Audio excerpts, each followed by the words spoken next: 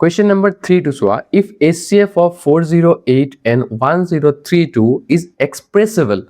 in the form of 1032m minus 408 into 5, তেতিয়া হলে কি কৰিব লাগিব সোৱা যেটো HCF হ'ব কাৰ HCF 408 আৰু 1032 এই দুটাৰ HCF ইকুৱেল হ'ব কাৰ লগত ইকুৱেল হ'ব 1032m minus 408 into 5 that means ইয়াৰ লগত ইকুৱেল হ'ব তেতিয়া হলে আমি ফাৰ্স্ট অফ অল কি ফাইন্ড কৰিব লাগিব HCF of 408 আৰু 1032 তেতিয়া হলে 408 ক তুমি কেনেকৈ ভাঙিব পাৰিবা প্ৰাইম ফেক্টৰাইজ কৰিবা ঠিক আছে প্ৰাইম ফেক্টৰাইজ কৰিলে আহিব 2 কিউব into 3 into 17 17 ক তুমি ভাঙিব নোৱাৰিবা just because of 17 is a prime number 1032 সোৱা 1032 ক তুমি কেনেকৈ লিখিব পাৰিবা 2 কিউব into 3 into 43 So 43 এটা prime number so that you cannot factorize it further. তেতিয়া হলে 43 থাকি যাব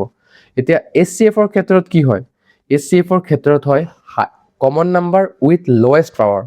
আৰু LCM ৰ ক্ষেত্ৰত common number with highest power এতিয়া সোৱা common number কি আছে ইয়াত 2 2 আৰু ইয়াত গুটেইখিনি সেম 3 3 তেতিয়া হলে 2 কিউবে আহিব আৰু common number কি আছে আমাৰ ওচৰত 3 3 তেতিয়া হলে 3 আহি যাব uncommon number বোৰ নাহে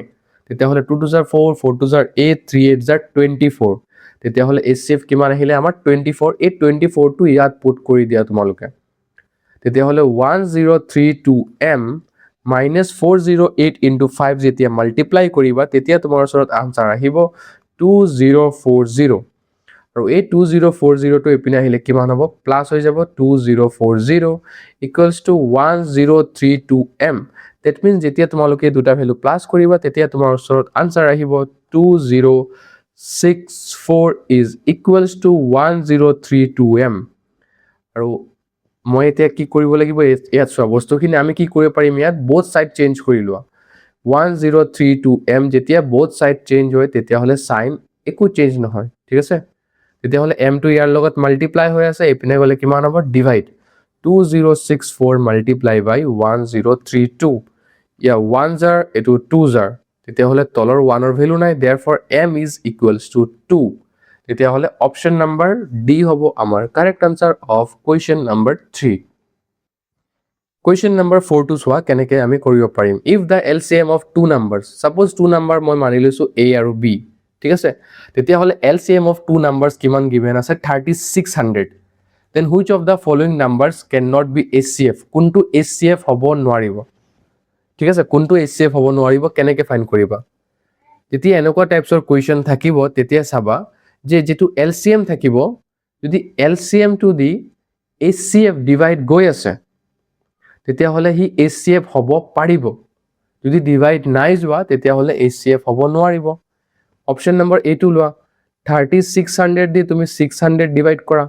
তেতিয়া হলে 0 0 কাট খাব 0 0 কাট খাব 6 1s are 6 6s are তেতিয়া হলে ডিভাইড গৈ আছে তেতিয়া হলে এটো HCF হ'ব পাৰিব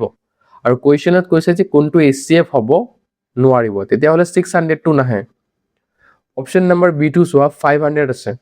তেতিয়া হলে এটা কাম কৰা 500 টো ডিভাইড কৰি সোৱা 3600 divided by 500 দিয়া 0 0 কাট খাব 0 0 কাট খাব তেতিয়া হলে 36 ৰ টেবুলত 500 sorry 5 নাই এটো কাৰণে এটো ডিভাইড নহব এটো কাৰণে অপচন নম্বৰ বি হ'ব আমাৰ কাৰেক্ট আনসাৰ তোমালোকে 400 আৰু 150 কৰি চাব পাৰিবা গুটেইখিনি ডিভাইড যাব 3600 তোমালোকে যদি ডিভাইড কৰা ঠিক আছে তেতিয়া হলে এই দুটা আনসার নহব তেতিয়া হলে HCF যদি হবলে লাগে তেতিয়া হলে গুটেইখিনি দি LCM টু ডিভাইড হ'ব লাগিব পুৰা তেতিয়া হলে কি